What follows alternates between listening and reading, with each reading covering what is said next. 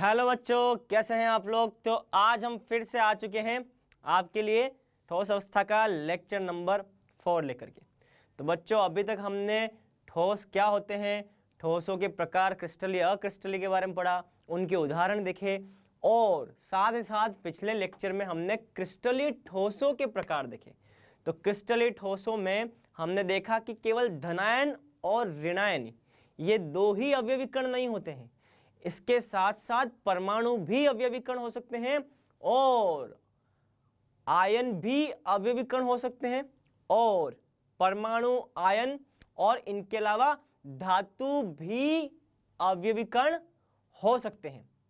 क्या कभी अणु अवयवी कण हो सकते हैं? तो चलिए इसी बात को जानने के लिए आज हम आगे बढ़ते हैं। ठीक है, अब आज के आकर्षण में मैंने ये चीजें लिखी हैं, लेकिन इसमें से कई बातें ऐसी हैं जो कि हम पिछले लेक्चर में पढ़ चुके हैं। ठीक है, पिछले लेक्चर में हमने क्या क्या पढ़ लिया तो देखते हैं। चलिए, तो ये हो चुका है आयनिक ठोस। आयनिक ठोस किसे बोलते हैं? जिसमें अवयवी कण आयन होते हैं और बंधन जो होता है वो आयनिक बंध होता है। कुलंबिक बल बोलते हो जिसको आप, आयनिक बंध बोलते हो। धात्विक ठोस ये भी हो चुका है, अवयवी कण धातु होते हैं। बंधन किस प्रकार का? धात्विक बंध। देखो, जैसा नाम है वैसे ही अवयवी कण और वैसा ही बंधन। आयनिक ठोस है तो अवयवी कण आयन और बंधन आयनिक बंध। धात्विक ठोस है तो अवयवी कण धातु, बंधन धात्विक बंध। सहसंयोजक या नेटवर्क ठोस, तो सहसंयोजक बंध किनके बीच में होता है? परमाणुओं के बीच में सहसंयोजक बंध होता है। और जब सहसंयोजक बंध है तो इसका मतलब निश्चित तौर पर ये क्या हो जाएंगे? सहसंयोजक प्रकार के ठोस हो जाएंगे। ठीक है, चलिए, और यहां देखो ये लास्ट क्या है? आणविक ठोस। क्या है? आणविक ठोस। देखो आणविक ठोस में क्या है, तो देखो आणविक ठोस आज पढ़ने वाले हम। ठीक है, चलिए, तो आणविक ठोस में, अब देखो आणविक ठोस में भी सीधी सी बात है, अवयवी कण क्या हो जाएगा? अणु हो जाएगा। ठीक है, चलिए, तो आते हम आज के टॉपिक पे। तो ये हमने पढ़ लिया है, ये भी हमने पढ़ लिया, धात्विक ठोस हमने पढ़ लिया। ठीक है, सहसंयोजक ठोस हमने पढ़ लिया। ठीक है, और आज हमको जो पढ़ना है बच्चों वो आणविक ठोस पढ़ना है। ठीक है, ठीक है, ठीक है, ठीक है। चलिए, तो देखते हैं, शुरू करते हैं बिना किसी देरी के। देखिए, यहां लिखा हुआ है शब्द आणविक ठोस। क्या बच्चों? आणविक ठोस। अब आणविक ठोस है तो अवयवी कण, मैंने आपको बोला ना जैसा नाम होगा वैसे उसमें अवयवी कण होंगे। मैंने बोला आयनिक ठोस तो अवयवी कण आयन हो जाएंगे। मैंने बोला धात्विक ठोस तो अवयवी कण धातु हो जाएंगे। मैंने बोला सहसंयोजक ठोस तो अवयवी कण परमाणु हो जाएंगे। मैंने बोला आणविक ठोस, तो नाम क्या है? आणविक ठोस, तो अवयवी कण अणु हो जाएंगे। मतलब कि यहां अवयवी कण क्या होते हैं बच्चों? अणु होते हैं। क्या होते हैं बच्चों? अणु होते हैं। और अणुओं के बीच में जिस प्रकार का आकर्षण बल होता है बच्चों, उस आकर्षण बल को अभी हम देखने वाले हैं, लेकिन मैं उसका नाम आपको पहले से बताता हूं। वो आकर्षण बल कहलाता है बच्चों वांडर वाल बंध या वांडर वाल बल। क्या कहलाता है? वांडर वाल बल। अब ये क्या होता है तो अभी मैं आपको थोड़ी देर में बताने वाला हूं। इसके दर्शन हम करने वाले हैं। ये प्रभु कौन है और ये प्रभु कैसे दिखते हैं, तो इनकी बातें हम अभी करने वाले। ठीक है, तो देखो, आयनिक ठोस तो अवयवी कण आयन और बंध भी आयनिक बंध। ठीक है, धात्विक ठोस तो अवयवी कण धातु और बंध भी धात्विक बंध, जैसा नाम है वैसा ही बंध। ठीक है, सहसंयोजक ठोस तो नाम सहसंयोजक है तो बंध भी सहसंयोजक हो जाएगा। और आणविक ठोस केवल ये ऐसा है जिसमें आपको बंध के लिए नाम याद रखने की जरूरत है, और वो क्या है? वांडरवाल बल। और ये वांडरवाल बल क्या है उसे मैं आज आपको दिखाने वाला हूं, आपको समझाने वाला हूं। जैसा नाम है वैसे ही अवयवी कण हो जाएंगे। ठीक है, चलिए शुरू करते हैं अब बिना किसी देरी के। तो देखो बच्चों, विभिन्न प्रकार के अणुओं में जिस प्रकार का आकर्षण बल है उसको नाम तो क्या दिया गया है? वांडरवाल बल। ठीक है, जैसे कि मान लो अगर पानी की बात की जाए तो पानी का जो अणु है बच्चों, अभी सारी बातों को समझाऊंगा, सुनते जाओ। पानी का जो अणु है बच्चों H2O, तो ये H2O एक ऐसा अणु है, जब पानी को उसकी बर्फ अवस्था में लाया जाएगा तो आपने देखा होगा कि पानी का जो बर्फ अवस्था है वो बहुत ही कठोर होता है। पानी की बर्फ अवस्था कठोर होती है, क्यों? क्योंकि जितने भी पानी के अणु हैं वो एक दूसरे के पास पास आ चुके हैं और ठोस अवस्था में कन्वर्ट हो चुके हैं, परिवर्तित हो चुके हैं। आपको पता है कि जब भी कोई पदार्थ अपनी ठोस अवस्था में पाया जाएगा तो अवयवी कण उसके कहाँ होंगे? नजदीक नजदीक नजदीक होंगे, बहुत नजदीक होंगे। ठोसों में अवयवी कण बहुत नजदीक होते हैं। तो जब भी पानी की आप बर्फ अवस्था देखेंगे, कौन सी? बर्फ अवस्था। तो बर्फ अवस्था का मतलब क्या हुआ बच्चों? ठोस अवस्था। और इस ठोस अवस्था के अंदर पानी के अणुओं के बीच में जो आकर्षण बल है वो कौन सा होगा? वांडरवाल बल। तो अगर आप पानी के उदाहरण को देखते हो तो पानी के उदाहरण की ठोस अवस्था क्या होती है बच्चों? बर्फ। और उस बर्फ को ही हम ठोस अवस्था बोल रहे हैं। तो ठोस अवस्था में पानी के अणुओं के बीच में जो आकर्षण बल है वही है वांडरवाल बल। अब ये कैसा दिखता है और क्या होता है तो हम उसकी बात करते हैं। देखो बच्चों, अणुओं के बीच में जो आकर्षण बल है उसको वांडरवाल बल बोला। ये सबसे पहले एक वैज्ञानिक वांडरवाल ने बताया, इसीलिए उसको सम्मान देने के लिए बात कही गई वांडरवाल बल की। ठीक है, तो जिस व्यक्ति ने इसके बारे में बताया उसी के नाम पर वांडरवाल बल नाम रखा गया है। चलिए, तो अब शुरू करते हैं हम कहानी यहां से। ठीक है, देखो ये रहा पानी का एक अणु, दिख रहा आपको? पानी का एक अणु। ये रहा पानी का दूसरा अणु, ये रहा पानी का तीसरा अणु, ये रहा पानी का चौथा अणु। ठीक है, समझाऊंगा, अभी पूरी बात समझाऊंगा, सुनते जाओ। देखो, जितना ढंग से सुनोगे, जितना अच्छे से सुनोगे, उतने आपके कॉन्सेप्ट क्लियर होंगे। पहले सुनो, अच्छे से सुनो। ठीक है, तो देखो पानी के बहुत सारे अणु हैं बच्चों, ये आपको पानी के अणु दिख रहे हैं। अब पानी के अणुओं के बीच में अगर आप यहां गौर करें तो देखो ये डॉटेड डॉटेड लाइन दिखाई दे रही, डॉट डॉट डॉट लाइन दिखाई दे रही। ठीक है, यहां पर ये नीचे से ऊपर की तरफ भी पानी के अणुओं के बीच में ये डॉट डॉट डॉट लाइन दिखाई दे रही है ना? ये पानी के अणुओं के बीच में ये डॉट डॉट डॉट लाइन दिखाई दे रही है। ठीक है, ये पानी के अणुओं के बीच में डॉट डॉट डॉट लाइन दिखाई दे रही है। तो अणुओं के बीच में, पानी के अणुओं के बीच में जिस प्रकार का बंधन है, जिस प्रकार का उनके बीच में आकर्षण बल है, वो आकर्षण बल ही क्या है? पहली बात तो वांडरवाल बल। किस प्रकार का बल है? वांडरवाल बल। मतलब कि ठोस अवस्था में जो बर्फ की आप बात कर रहे हो उसमें पानी के जितने भी H2O के अवयवी कण हैं, अणु जो हैं, वो अणु एक दूसरे के नजदीक आ जाते हैं। और जब वो नजदीक आएंगे तभी तो भैया उनके अंदर ठोस अवस्था अस्तित्व में आएगी। और ठोस अवस्था अस्तित्व में है तो अणु एक दूसरे के पास पास है, तो उनको जो पास पास लाने वाला जो बल है वो बल कौन सा है बच्चों? वांडरवाल बल। अब ये क्या है तो उसकी हम चर्चा करेंगे। देखो बच्चों, वांडरवाल बल जो होता है उसका एक प्रकार होता है हाइड्रोजन बंध। क्या होता है? हाइड्रोजन बंध।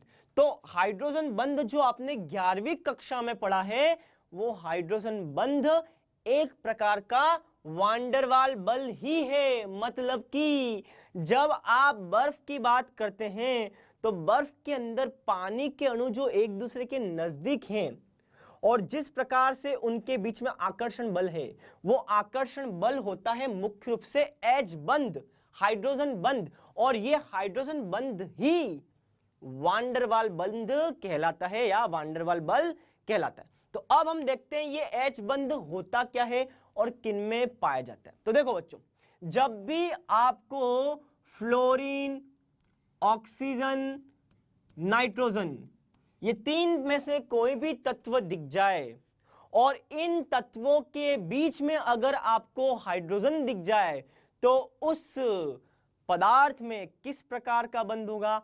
हाइड्रोजन बंध होगा। कौन सा बंध होगा? हाइड्रोजन बंध होगा। जैसे कि यहां आप देख सकते हैं, यहां पे ऑक्सीजन दे रखा है तो ये रहा ऑक्सीजन,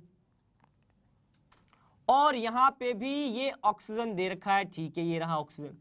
तो दो ऑक्सीजन के बीच में जब भी एक हाइड्रोजन आएगा, दो ऑक्सीजन के बीच में जब भी एक हाइड्रोजन आएगा, तो यहां पे इनके बीच में किस प्रकार का बंध होगा? ये बंध होगा H बंध, हाइड्रोजन बंध। तो जब भी आपको फ्लोरीन, ऑक्सीजन, नाइट्रोजन, इनमें से कोई भी आपको परमाणु दिखे और उन परमाणुओं के बीच में आपको हाइड्रोजन दिख जाए, तो आप समझ जाना वहां पे बंध कौन सा होगा? H बंध होगा। इसको याद रखने का तरीका क्या है बच्चों? FON, phone. क्या बोलते हैं इसको? फोन। तो फोन वाले जो तत्व हैं ये, वो फोन वाले तत्व किस प्रकार का बंध बनाते हैं? H बंध बनाते हैं। तो जब भी इन फोन में से कोई भी तत्व के बीच में, मतलब कि फोन में से आपको कोई भी तत्व दिखे और उस तत्व के बीच में आपको अगर हाइड्रोजन दिख जाए, तो वहां ध्यान रखें किस प्रकार का बंध होगा? ये H बंध होगा। और अगर H बंध है तो H बंध एक प्रकार का क्या है बच्चों? वांडरवाल बल है। ठीक है, चलिए तो अब यहां आगे की बात करते हैं। इसका मतलब ये जितने भी अणु हैं, उन अणुओं के बीच में किस प्रकार का बंध पाया जाता है? हाइड्रोजन बंध पाया जाता है। अगर बात करें बर्फ के एक पानी के अणु की, मतलब कि जैसे मान लीजिए इस पानी के अणु की अगर मैं बात करूं, तो कई बार परीक्षा में यह प्रश्न भी पूछा जाता है कि पानी का एक अणु कुल कितने हाइड्रोजन बंध कर सकता है। फिर से मैं क्वेश्चन बोल रहा हूं, कई बार प्रश्न ये भी पूछा जाता है एग्जाम में, पानी का एक अणु कितने हाइड्रोजन बंध बना सकता है। तो देखो, पानी का ये एक अणु इस दिशा में यहां पे इस हाइड्रोजन के साथ क्या कर रहा है? हाइड्रोजन बंध बना रहा है। तो एक हाइड्रोजन बंध तो ये हो गया। चलिए मैं यहां पे आपको काउंट करके बता देता हूं। तो एक हाइड्रोजन बंध तो ये हो गया। दूसरा हाइड्रोजन बंध देखो नीचे की तरफ, तो ये नीचे की तरफ एक हाइड्रोजन के साथ और बंध बना सकता है, तो ये दूसरा हाइड्रोजन बंध हो गया। उसी प्रकार से यहां भी तो हाइड्रोजन है, ये हाइड्रोजन किसी और पानी के अणु के साथ क्या करेगा? H बंध बनाएगा। तो ये वाला क्या हो गया? तीसरा H बंध हो गया। कौन सा हो गया? तीसरा H बंध हो गया। और ये पानी का अणु यहां पे एक और बंध किसी और पानी के अणु के साथ बना सकता है, मतलब कि ये चौथा हाइड्रोजन बंध हो गया। तो कई बार ये भी प्रश्न आता है कि पानी का एक अणु कुल कितने हाइड्रोजन बंध बना सकता है? तो 1 2 3 4, तो 4 हाइड्रोजन बंधों का निर्माण कर सकता है। और हाइड्रोजन बंध जैसे ही आपको दिखता है ना बच्चों, तो ये हाइड्रोजन बंध ही एक प्रकार का क्या है? वांडरवाल बंध। मतलब कि आणविक ठोस, जैसे कि मान लो पानी का अणु क्या है? H2O, उस अणुओं के बीच में जो बंध है उसको हम बोलते हैं वांडरवाल बल। और ये वांडरवाल बल जिस ठोसों में पाया जाएगा उनको बोलेंगे आणविक ठोस। मतलब कि बर्फ एक आणविक ठोस प्रकार का पदार्थ है। तो बर्फ किस प्रकार का ठोस है? आणविक ठोस। क्यों? क्योंकि बर्फ में पानी के अणुओं के बीच में H बंध पाया जाता है, और वही H बंध क्या होता है बच्चों? वांडरवाल बल होता है। चलिए, तो अवयवी कण क्या है? यहाँ पे अवयवी कण अणु है। ठीक है, बहुत अच्छी बात है। आकर्षण बल क्या है? आकर्षण बल वांडरवाल बल है। कौन सा है बच्चों? वांडरवाल बल। ठीक है। गलनांक क्वथनांक क्या होते हैं? गलनांक क्वथनांक इनके निम्न होते हैं। जैसे कि पानी, तो पानी का गलनांक कितना है? 0 डिग्री। 0 डिग्री तो बच्चों आपको पता ही, ये बहुत आसानी से हमारा जो कमरे का तापमान है वही आपका 25 से 35 डिग्री के बीच में रहता है। तो 25 से 35 डिग्री सेल्सियस के बीच में तो आपका कमरे का तापमान है, मतलब कि उस कमरे के तापमान से भी बहुत कम, 0 डिग्री। तो 0 डिग्री मतलब कि अपने आप में निम्न गलनांक हुआ। इनके गलनांक निम्न होते हैं। लेकिन आपको पता है धात्विक ठोस लोहा जो होता है वो 1500 डिग्री, हीरा जो होता है, हीरा सहसंयोजक ठोस, वो और भी ज्यादा गलनांक पे पिघलता है, लोहे से भी ज्यादा।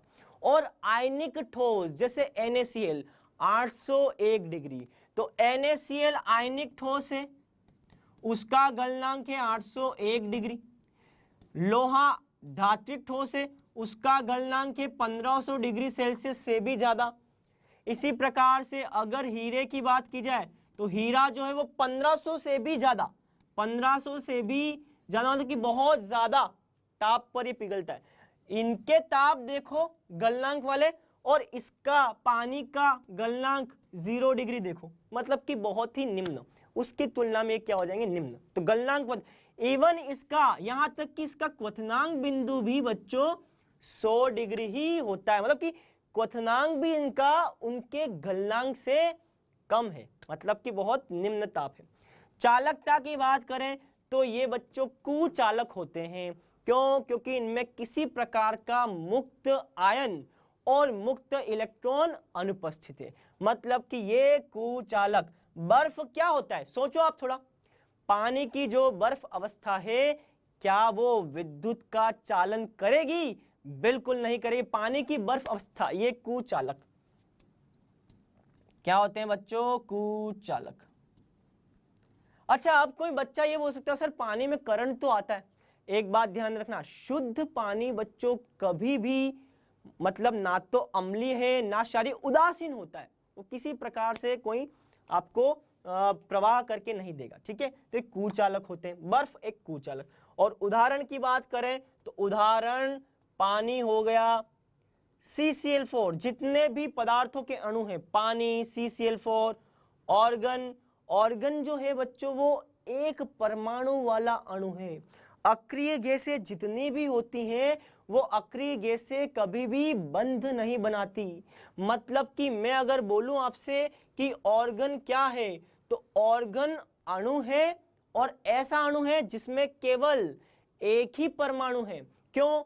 क्योंकि ये किसी और ऑर्गन परमाणु के साथ में बंध नहीं बनाता। इसका मतलब ऑर्गन के अंदर केवल एक ही अणु होगा, और वो एक अणु मतलब कि एक ही परमाणु होगा, वो एक परमाणु वाला अणु है। तो CCl4 ऑर्गन जितने भी प्रकार के अणु हैं सारे यहाँ पे आ जाएंगे, ठीक है। चलिए, तो अब बात करते हैं बच्चों आगे की। तो ये सारे क्या होते हैं बच्चों, ये सारे कुचालक होते हैं। इनके पास न तो मुक्त इलेक्ट्रॉन है और न ही मुक्त आयन उपस्थित है। चलिए, अब बात करते हैं बच्चों आगे की। चलिए, तो अब आता है हमारा आणविक ठोस का प्रकार। तो आणविक ठोस तो समझ लिया, अब आणविक ठोस के प्रकार देखेंगे। तो आणविक ठोस के बच्चों 3 प्रकार हैं। क्या है बच्चों? 3 प्रकार। आणविक ठोस में एक तो अध्रुवीय आणविक ठोस है, दूसरा ध्रुवीय आणविक ठोस है, और तीसरा हाइड्रोजन बंधित आणविक ठोस है। हाइड्रोजन बंधित आणविक ठोस मैंने अभी आपको बताया था। आणविक ठोस चाहे अध्रुवीय आणविक ठोस हो, चाहे ध्रुवीय आणविक ठोस हो, चाहे हाइड्रोजन बंधित आणविक ठोस हो, सभी में किस प्रकार का आकर्षण बल है? वांडर वाल। ये भी वांडर वाल, ये भी वांडर वाल, और ये भी वांडर वाल। तीनों में वांडर वाल प्रकृति का आकर्षण बल है। तीनों में वांडर वाल प्रकृति का आकर्षण बल है, इसीलिए ये तीनों किसके प्रकार हैं? आणविक ठोस के प्रकार हैं। तो आणविक ठोस के जितने भी ये प्रकार हैं, इन तीनों में ही आकर्षण बल वांडर वाल प्रकार का होगा, वांडर वाल प्रकार का होगा, और वांडर वाल प्रकार का होगा। लेकिन आपको अभी मैंने क्या बताया, इसमें वांडर वाल प्रकार का आकर्षण बल कौन सा है? H बल या H बंध। तो अगर H बंध वाला वांडर वाल बल किसी ठोस में है तो उसको आप क्या बोलोगे? हाइड्रोजन आबंधित आणविक ठोस, ठीक है। अगर द्विध्रुव, यह भी बताऊंगा मैं आपको, अगर द्विध्रुव प्रकृति का बंध है आकर्षण बल, तो ये जो वांडर वाल बल है ये किस में होता है? ध्रुवीय आणविक ठोस में। और एक आपने 11वीं कक्षा में पढ़ा होगा लंदन फोर्स, लंदन बल, या इसको बोलते हैं डिस्पर्शन, अंग्रेजी में बोलते हैं डिस्पर्शन बल। तो ये भी वांडर वाल बल है, ये भी वांडर वाल बल है, और ये भी वांडर वाल बल है। तो अभी हमने जो बच्चों उदाहरण देखा था ना, ये वाला, ये किस प्रकार का आणविक ठोस होगा? ये पानी जिसमें हाइड्रोजन बंध है, ये हाइड्रोजन आबंधित प्रकार का आणविक ठोस है। मतलब कि हमने आणविक ठोस को समझने का प्रयास किया हाइड्रोजन आबंधित आणविक ठोस के द्वारा। इसका मतलब केवल हाइड्रोजन आबंधित आणविक ठोस ही आणविक ठोस में नहीं आते, साथ ही साथ ध्रुवीय आणविक ठोस भी हो सकते हैं इसमें, और अध्रुवीय आणविक ठोस भी इसमें हो सकते हैं। चलिए, और इसमें क्या खास बात, यहाँ पे आणविक ठोस, तो यहाँ पे भी अवयविक कण अणु है, यहाँ पे भी अवयविक कण अणु है। आणविक ठोस में अवयविक कण हमेशा क्या होते हैं बच्चों? अणु अणु अणु। लेकिन लेकिन लेकिन जैसा नाम है वैसा ही अणु। यहाँ पे अध्रुवीय अणु तो अध्रुवीय अणु, अध्रुवीय आणविक ठोस लिखा है तो अणु भी अध्रुवीय हो जाएगा। ध्रुवीय आणविक ठोस लिखा है तो अणु भी ध्रुवीय हो जाएगा। समझ में आया? और यहाँ पे हाइड्रोजन बंधित, जो हाइड्रोजन बंध बनाते हैं वो अणु हो जाएंगे। तो हाइड्रोजन बंध, H बंध बनाने वाले अणु हो जाएंगे। ठीक है, तो यहाँ पे H बंध, जैसा नाम वैसा ही अणु। H हाइड्रोजन आबंधित आणविक ठोस, मतलब कि ऐसे अणु जो कि H बंध बनाते हैं। ध्रुवीय आणविक ठोस मतलब कि ध्रुवीय प्रकार के अणु। अध्रुवीय आणविक ठोस मतलब कि अध्रुवीय अणु, जैसा नाम वैसे ही अणु। ठीक है, चलिए तो देखते हैं एक एक करके तीनों की बातें। अध्रुवीय आणविक ठोस, तो देखो बच्चों, सबसे पहले हमें इस शब्द को समझना होगा अध्रुवी क्या होता है। ठीक है, तो देखो बच्चों, अध्रुवी का मतलब क्या होता है, तो इधर देखना है। देखो, मान लो मैंने यहाँ पे 2 क्लोरीन परमाणुओं को इस प्रकार से बंध द्वारा मैंने दिखा दिया। ठीक है अब देखो, ये भी क्लोरीन है और ये भी क्लोरीन है। क्लोरीन और क्लोरीन दोनों समान परमाणु हैं, ना तो इसकी विद्युत ऋणता इससे ज्यादा होगी और ना ही इसकी विद्युत ऋणता इससे ज्यादा होगी। भाई, जब परमाणु ही समान प्रकार के हैं तो इनमें किसी प्रकार की विद्युत ऋणताओं का अंतर नहीं होगा। जब इसकी विद्युत ऋणता देखी जाती है तो इसकी विद्युत ऋणता आती है 3.0। कितनी है बच्चों? 3.0। और इसकी विद्युत ऋणता भी प्रयोगों द्वारा ज्ञात की गई है 3.0। इसकी विद्युत ऋणता 3.0, इसकी विद्युत ऋणता 3.0। मैं इसको सही लिख लेता हूं एक बार।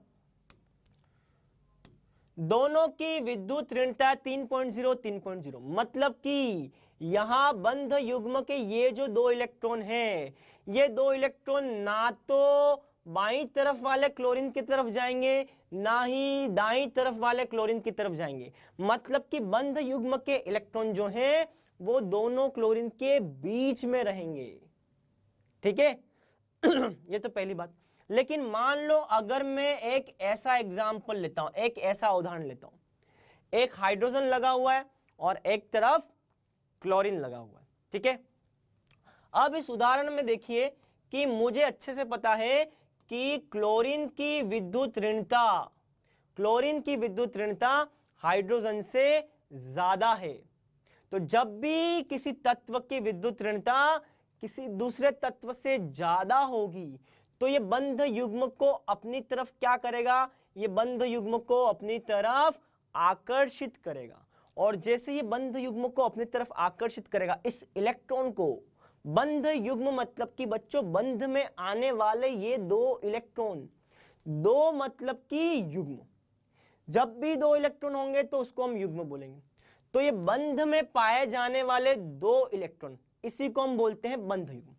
तो क्लोरीन की विद्युत ऋणता हाइड्रोजन से ज्यादा होती है और जिसकी विद्युत ऋणता दूसरे तत्व से ज्यादा है वो यहाँ पे बंध युग्म के इलेक्ट्रॉन को अपनी तरफ आकर्षित करेगा। और जैसे ही ये इलेक्ट्रॉन अपनी तरफ आकर्षित करेगा तो ये इलेक्ट्रॉन किसके नजदीक आ जाएंगे? ये इलेक्ट्रॉन जो है वो क्लोरीन के अधिक नजदीक आ जाएंगे। और जब क्लोरीन के नजदीक आएंगे तो यहां पर आंशिक ऋणावेश आ जाएगा और यहां पर आंशिक धनावेश आ जाएगा। तो इसका मतलब यहां पे एक सिरा तो धन आवेश वाला हो गया और एक सिरा ऋण आवेश वाला हो गया। लेकिन यहां देखिए, यहां पे दोनों ही क्लोरीन परमाणु हैं, ना तो ये वाला क्लोरीन अधिक विद्युत ऋणी है ना ये, दोनों बराबर विद्युत ऋणी है। मतलब कि ये बंधु युग्म के इलेक्ट्रॉन ना तो बाईं तरफ जाएंगे और ना ही दाईं तरफ जाएंगे। अगर ये कहीं भी नहीं जाएंगे तो किसी भी क्लोरीन पर धनावेश और ऋणावेश कभी भी नहीं आएगा। तो जब भी किसी तत्व में जब भी किसी अणु में एक सिरा धनावेशित और दूसरा सिरा ऋणावेशित हो, तो इस प्रकार के अणु को बच्चों हम बोलते हैं ध्रुवीय अणु। क्या बोलते हैं? ध्रुवीय अणु। आपने सुना होगा ना, एक तो उत्तरी ध्रुव है और एक दक्षिणी ध्रुव है। पृथ्वी के दो ध्रुव, एक उत्तरी ध्रुव एक दक्षिणी ध्रुव, ठीक है। तो दो अंतिम छोर जो होते हैं ना, वो बच्चों ध्रुव की तरह व्यवहार प्रदर्शित करते हैं, एक उत्तरी ध्रुव एक दक्षिणी ध्रुव। उसी प्रकार से ये प्लस वाला ध्रुव और ये माइनस वाला ध्रुव, यहाँ पे ध्रुवीयता प्लस में है, यहाँ पे ध्रुवीयता माइनस में है। तो अगर ध्रुवीयता आपको अणु के अंदर दिखती है, एक सिरा प्लस वाला दूसरा सिरा माइनस वाला दिखता है, तो इस अणु को बच्चों हम क्या बोलते हैं? ध्रुवीय अणु। क्या बोलते हैं? ध्रुवीय अणु। लेकिन यहाँ पे दोनों की विद्युत ऋणताएं समान है। इसका मतलब यहाँ पे ना तो बाईं तरफ प्लस या माइनस आएगा ना दाईं तरफ प्लस या माइनस आएगा, कहीं पे भी प्लस माइनस नहीं आएगा। मतलब कि किसी प्रकार की कोई भी ध्रुवीयता इस अणु में नहीं है। मतलब कि ये कैसा अणु है बच्चों? अध्रुवीय अणु है। कैसा है? अध्रुवीय अणु। और अध्रुवीय अणु जिन भी ठोसों के अंदर होते हैं उन्हें हम अध्रुवीय आणविक ठोस कहते हैं। मतलब कि अगर मैं क्लोरीन की बात करूं तो क्लोरीन में और ये दूसरे क्लोरीन के बीच में जिस भी प्रकार का आकर्षण बल होगा, वो आकर्षण बल ही क्या होगा? लंदन फोर्स कहलाएगा। क्या कहलाएगा? London force. तो लंदन बल जो होता है बच्चों, वो किन अणुओं के बीच में पाया जाता है? अध्रुवीय अणुओं के बीच में पाया जाता है। तो अध्रुवीय अणुओं के बीच में जो भी आकर्षण बल है उसी को हम बोलते हैं बच्चों लंदन बल। क्या बोलते हैं? लंदन बल। क्यों? क्योंकि अध्रुवीय अणु जो है उनमें ना तो प्लस वाला कोई सिरा है और ना ही माइनस वाला कोई सिरा है। लेकिन अगर आप इन अणुओं को इनकी ठोस अवस्था में लेकर के आएंगे, तो ठोस अवस्था में तो आपको पता है अणुओं के बीच में आकर्षण बल होता है, ठीक है। और वो जो आकर्षण बल है अणुओं के बीच में, कौन सी अवस्था में? ठोस अवस्था में। तो जब भी क्लोरीन गैस को आप ठोस अवस्था तक लेकर के जाएंगे तो क्लोरीन की ठोस अवस्था में क्लोरीन के अणु एक दूसरे के पास पास पास पास नजदीक आएंगे। जब नजदीक आएंगे तो कोई ना कोई आकर्षण बल होगा उनके बीच में। तो वो जो आकर्षण बल होगा वो लंदन बल कहलाएगा। और किन अणुओं के बीच में होता है? ये अध्रुवीय अणुओं के बीच में होता है। तो जब भी आपको कोई अणु अध्रुवीय दिख जाए तो वहां पे आकर्षण बल कौन सा हो जाएगा बच्चों? लंदन बल। जैसे कि मान लो मैंने लिखा H2, क्या लिखा? H2। अब ये दोनों परमाणु क्या हैं? समान। हाइड्रोजन हाइड्रोजन समान समान परमाणु है। ना तो बाईं तरफ धनात्मक ध्रुवीयता आएगी ना दाईं तरफ ऋणात्मक ध्रुवीयता आएगी। मतलब कि यहाँ पे किसी प्रकार की कोई ध्रुवीयता नहीं होगी, क्योंकि यहाँ पे दोनों की विद्युत ऋणता क्या है? समान। जब भी विद्युत ऋणता समान होगी तो कभी भी ध्रुवीयता नहीं हो सकती। जब भी विद्युत ऋणता अलग अलग होगी तो यहाँ पे क्या होगी? ध्रुवीयता। जैसे कि अगर बात करो हाइड्रोजन की, तो इसका विद्युत ऋणता 2.1 है, 2 के आसपास होती है, और इसकी विद्युत ऋणता 3.0 के आसपास। जिसकी विद्युत ऋणता ज्यादा है वो सिरा ऋणात्मक होता है, और जिसकी विद्युत ऋणता कम है वो सिरा धनात्मक होता है। लेकिन यहां पे तो दोनों की विद्युत ऋणता समान है। जब दोनों की विद्युत ऋणता समान होगी तो ना तो धनात्मक सिरा होगा ना ही ऋणात्मक सिरा होगा, मतलब कि ना धनात्मक ना ऋणात्मक, तो ये अणु क्या हो गया, अध्रुवीय, मतलब कि ये अध्रुवीय अणु है। कौन सा है बच्चों, अध्रुवीय अणु। मतलब कि आपको बोला जाए कि ये किस प्रकार का आणविक ठोस होगा, अगर इसे ठोस अवस्था में लाते हो तो ये अध्रुवीय प्रकार का आणविक ठोस हो जाएगा। समझ में आया। चलिए और उदाहरण देखते हैं। मान लीजिए आपको बोला जाए F2। अब F2 में भी दोनों तत्व, दोनों परमाणु क्या है, समान। समान है तो ये भी क्या हो जाएगा, अध्रुवीय। अध्रुवीय मतलब कि किस प्रकार का आणविक ठोस, अध्रुवीय प्रकार का आणविक ठोस। चलिए तो इसका मतलब यहाँ पे अवयवी कण क्या है, यहाँ पे अवयवी कण अध्रुवीय में अवयवी कण क्या होंगे, अध्रुवीय अणु, अध्रुवीय अणु, अध्रुवीय अणु हो जाएंगे। चलिए इसको थोड़ा सही लिख लेते हैं, अध्रुवीय अणु हो जाएंगे। अध्रुवीय अणु। आकर्षण बल क्या बोलते हो, अध्रुवीय अणु में आकर्षण बल जो होता है बच्चों उसे लंदन बल बोलते हैं। कौन सा बोलते हैं, लंदन बल। क्योंकि अगर कोई अध्रुवीय अणु ठोस अवस्था में होगा तो ठोस अवस्था में तो निश्चित तौर पर अवयवी कण पास पास होंगे। अवयवी कण ठोस अवस्था में पास कब होंगे, जब उनमें किसी ना किसी प्रकार का आकर्षण बल लग रहा होगा, और वो आकर्षण बल बच्चों क्या है, लंदन बल। तो यहाँ पे आकर्षण बल कौन सा होता है बच्चों, लंदन बल। कौन सा होता है, लंदन बल। गलनांक क्वथनांक ये बहुत ही कमजोर प्रकृति का बल होता है बच्चों। तो वांडरवाल बल जितने भी हैं, जितने भी वांडरवाल बल हैं, वांडरवाल बल ये सभी कमजोर प्रकृति के बल हैं, कमजोर प्रकृति के बल हैं। ठीक है बच्चों, वांडरवाल बल सभी कमजोर प्रकृति के बल हैं, ये आप नोट कर लेना। सारे वांडरवाल कमजोर प्रकृति के बल होते हैं, मतलब कि थोड़ी सी क्षणिक ऊर्जा अगर इनको मिल जाए तो ये तुरंत बिखर जाते हैं। तो इनके गलनांक क्वथनांक क्या होते हैं, बहुत निम्न। बच्चों आप इस बात का अंदाजा इसी से लगा दो कि क्लोरीन जो होता है वो सामान्य ताप पर गैस अवस्था में अस्तित्व में। सामान्य ताप पर गैस अवस्था मतलब समझ रहे हो, सामान्य ताप पर ही उसके अणु एक दूसरे से दूर दूर हैं। तो अगर मुझे उन अणुओं को मतलब कि सामान्य ताप क्या होता है, कमरे का ताप क्या होता है, 25 से 35 डिग्री सेल्सियस के बीच में होता है।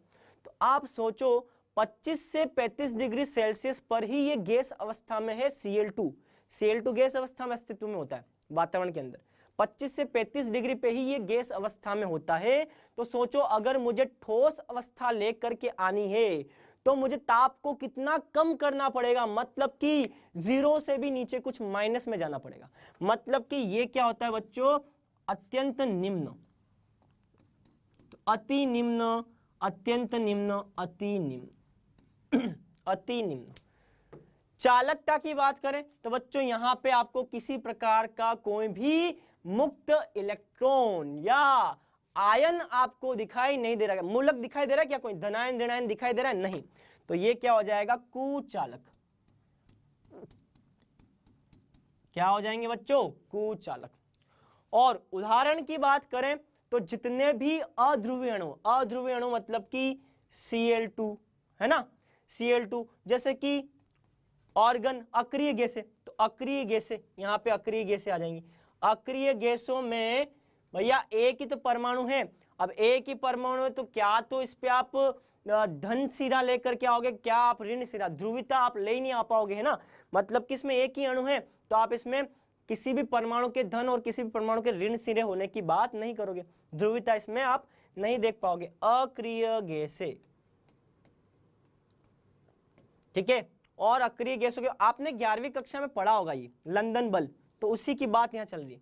अक्रिय गैसें F2 है ना। तो जितने भी अक्रिय प्रकार के गैसें हैं, जितने भी अध्रुवीय अणु हैं, ये जितने भी अध्रुवीय अणु, और क्या उदाहरण हो सकता है, जैसे मान लो CO2, CO2, ठीक है।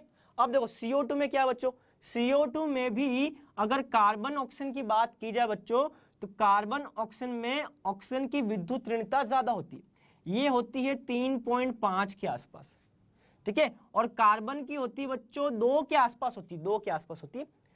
तो अगर ये 2 है और ये 3 है, तो निश्चित तौर पर यहाँ पे ऋणात्मक सिरा आना चाहिए और यहाँ पे क्या आना चाहिए, धनात्मक सिरा। उसी प्रकार से ये भी ऑक्सीजन है, तो ये हो जाएगा 3.5, कितना हो जाएगा 3.5।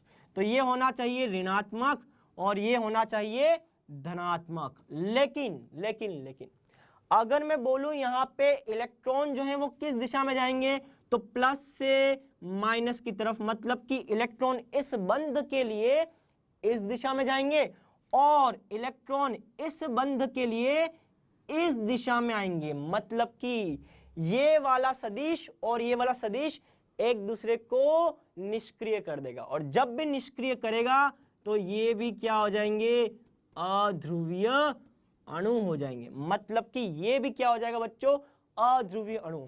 कभी भी आप CO2 को देखोगे तो CO2 एक अध्रुवीय प्रकार का अणु है। मतलब कि यहां पे क्या आ जाएगा CO2, क्योंकि CO2 में कार्बन और ऑक्सीजन इस बंध में इलेक्ट्रॉन ऑक्सीजन की तरफ जाएंगे, और ये वाला बंध जो है इसमें ये ऑक्सीजन अपनी तरफ इलेक्ट्रॉन को खींचेगा। ये अपनी तरफ इलेक्ट्रॉन खींच रहा है और ये ऑक्सीजन अपनी तरफ खींच रहा है, तो रस्सा कस्सी का खेल चलता है ना। यहां से जितनी ताकत लग रही है उस दिशा में, उतनी ही ताकत इस दिशा में लग रही है। मतलब कि निष्कर्ष रूप से अगर बोला जाए तो ना तो इलेक्ट्रॉन बाईं तरफ जाएंगे और ना ही इलेक्ट्रॉन दाईं तरफ, ना तो बाईं तरफ ना दाईं तरफ, मतलब कि कहीं भी इलेक्ट्रॉन नहीं जाएंगे। मतलब कि क्या हो गया, अध्रुवीय प्रकार का अणु हो गया। तो ठीक है, अध्रुवीय प्रकार का अणु, और ये हो गए इसके उदाहरण। चलिए, और अब है अंतिम ध्रुवीय। अभी मैंने आपको क्या बताया, HCl। तो HCl किस प्रकार का अणु है बच्चों, ध्रुवीय अणु है। किस प्रकार का, ध्रुवीय। ध्रुवीय है तो एक पर जिसकी विद्युत ऋणता ज्यादा उस पर माइनस, जिसकी विद्युत ऋणता कम उस पर प्लस, जिसकी विद्युत ऋणता कम उस पर प्लस माइनस। तो अब देखो, इस ध्रुवीय अणु का जो माइनस वाला है वो इस ध्रुवीय अणु के प्लस वाले सिरे से आकर्षित होगा। तो इसका माइनस इसके प्लस से आकर्षित होगा, तो यहां पे ये जो बंध बनेगा, इस बंध को हम क्या बोलेंगे, तो अब उसकी चर्चा हम करने वाले। तो देखो, जब भी कोई अणु ध्रुवीय हो, एक प्लस ध्रुव एक माइनस ध्रुव, तो इस प्रकार के अणु को हम क्या बोलते हैं बच्चों, द्विध्रुव बोलते हैं। क्या बोलते हैं, द्विध्रुव। ध्रुवीय अणु में अणु हमेशा द्विध्रुव की तरह रहता है, 2 ध्रुव, एक प्लस वाला ध्रुव और एक माइनस वाला। तो ध्रुव तो है यहाँ पे, एक प्लस वाला ध्रुव है और एक माइनस वाला ध्रुव है, लेकिन 2 ध्रुव है, प्लस और माइनस 2 ध्रुव है ना, इसीलिए इसको हम क्या बोलते हैं, द्विध्रुव। और ये भी क्या है, ये भी द्विध्रुव है। तो द्विध्रुव के बीच में लगने वाला ये जो बंध है उसी को हम क्या बोलते हैं बच्चों, द्विध्रुव बंध। और ये किन अणुओं में होता है, ध्रुवीय अणु में। तो यहाँ पे अवयवी कण क्या होते हैं बच्चों, ध्रुवीय अणु, ठीक है, ध्रुवीय अणु। आकर्षण बल क्या होता है बच्चों, द्विध्रुव।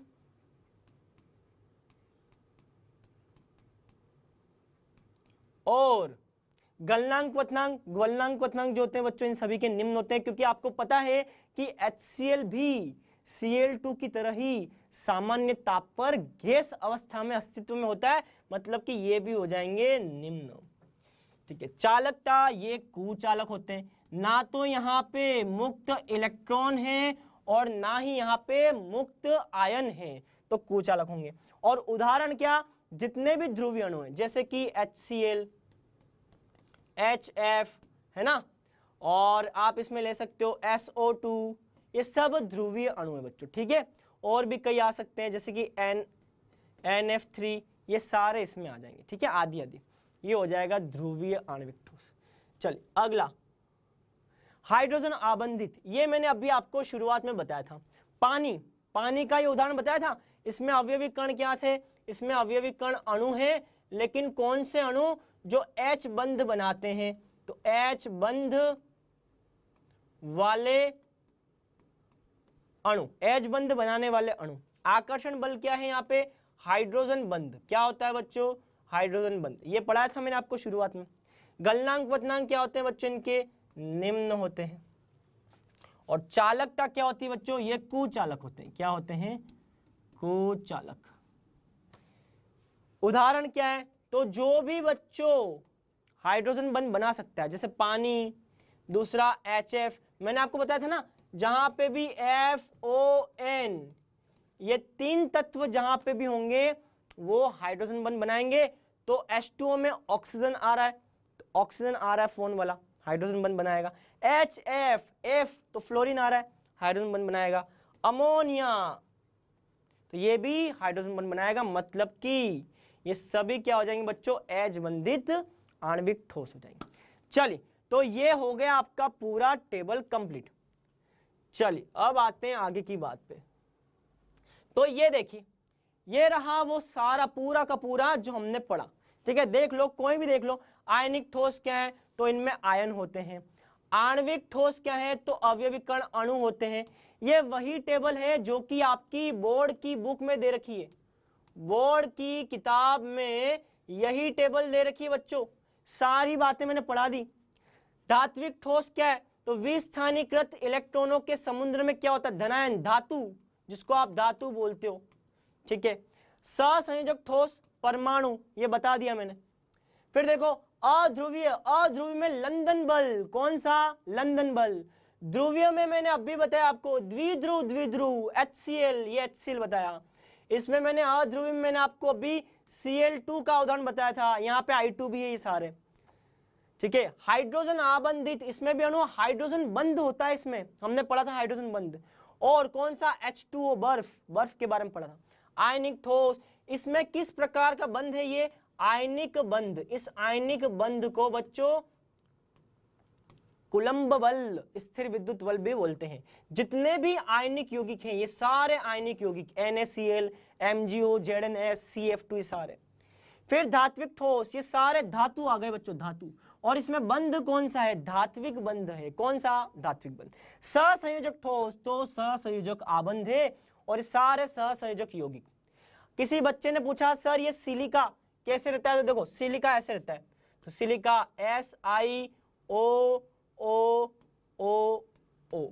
फिर ये वाला ऑक्सीजन है वो दूसरे सिलिकॉन से जुड़ेगा, O। ये सिलिका की स्ट्रक्चर होती है बच्चों, किसकी, सिलिका की। सिलिका ऐसा होता है, सिलिका। ठीक है, तो सिलिका ऐसा। अब देखो परमाणु, परमाणु, परमाणु, परमाणु, सारे परमाणु हैं, और उनके बीच में बंध कौन सा है बच्चों, ये सहसंयोजक। कौन सा है, सहसंयोजक। तो यहां पे वही है, तो ये SiO2 सिलिका, इसमें सहसंयोजक बंध है, और ये ग्रेफाइट वगैरह सारे है ना। फिर ये इनकी प्रकृति, ये सारे क्या होते हैं, इनमें मैंने आपको बताया था ना, ये सारे वांडरवाल बल है, ये सारे वांडरवाल बल है। और वांडरवाल बंध क्या होते हैं बच्चों, कमजोर प्रकृति के। क्या होते हैं, कमजोर, कमजोर प्रकृति के होते हैं। कमजोर प्रकृति के हैं, इसीलिए ये सारे क्या हैं, मुलायम।